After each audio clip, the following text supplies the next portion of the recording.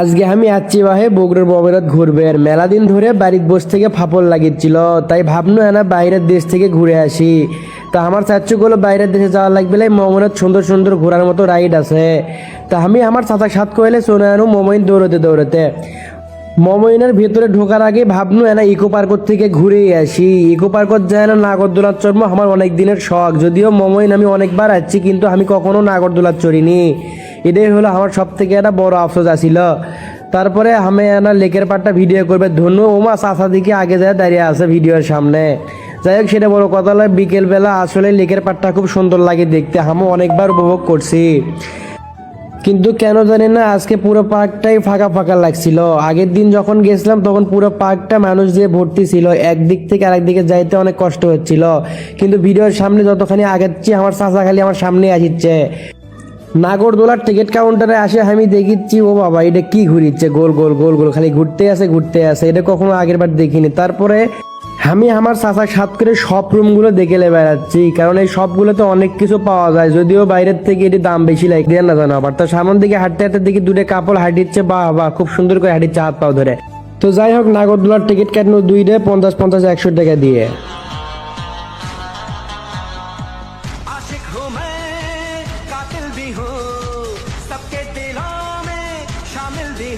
তা যাই হোক, আমি ওঠার সময় না ভালোই ভাব নিল, কারণ ভাব নিতে ভালোই লাগে আমার। তা যাই হোক, এখন মনে করেন যে উঠতে উঠতে নাগরদোলা উঠবো, কিন্তু আমরা কাকু টিকিট দেয়নি। পরে আসে এক লোক চিল্লাচিল্লি করলো, তাকে আবার টিকিট দিয়ে আবার উঠনো।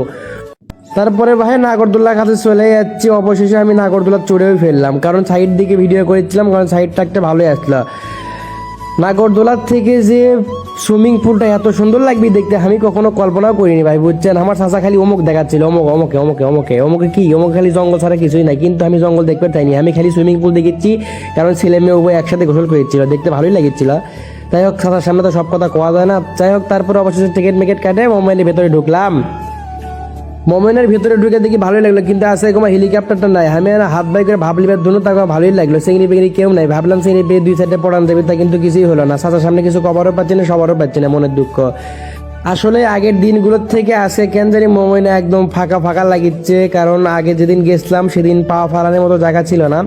সাইডে গ্যারেজ ছিল, কিন্তু গাড়ির পরিমাণ খুবই বেশি ছিল। আজকে কোনো গাড়ি টাড়ি কিচ্ছু নাই, চতুর্দিক কেমন শুংশাং কয়েকটা মানুষজন খালি। যাই হোক, মানুষ দেখে তো আমাদের কোনো কাম নাই, আমরা ঘুরতে আসছিলাম, কিন্তু হেলিকপ্টারটা দেখা পাইলাম না, খুব খারাপ লাগলো। সাইডে কফি শপ দেখিচ্ছেন আপনারা, তো কফি শপটা খুব সুন্দর লাগিচ্ছে আমাকে দেখতে। জানি না আপনাদের কেমন লাগবে, কিন্তু আমার কাছে কফি শপটা খুব ভালো লাগিচ্ছে, কারণ আমি কফি শপে এর আগে অনেকবার বসছি ওই জায়গা। আজকেও আমি বসবো, আপনাকে সেটা পরে দেখাচ্ছি, আগে ওই দিক থেকে ঘুরে আসি। আমার ভালোবাসার মানুষেরা আপনার দেখে পাচ্ছেন, ওদি 3 তলার দেখেন সিনেমা হল দেখা যাচ্ছে। ওটি আসে অনেকবার সিনেমা দেখছি, কিন্তু ঘটনা হলো ভিআইপি সিট।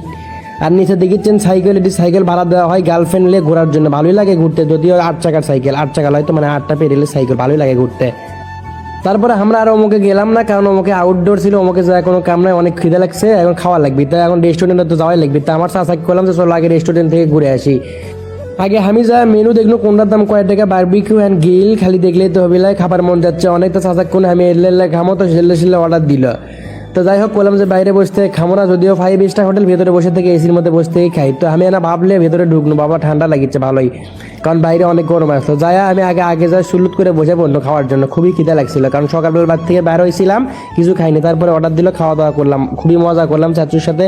চাচুকে আমি অসংখ্য ধন্যবাদ জানাই যে আমাকে এত সুন্দর একটা ট্রিট দেওয়ার জন্য। আমার মনটা খুবই খারাপ ছিল, মোবাইল নিয়ে সত্যি সত্যি মনটা অনেক ভালো হয়ে গেছে, অনেক, যা বলার বাহিরে।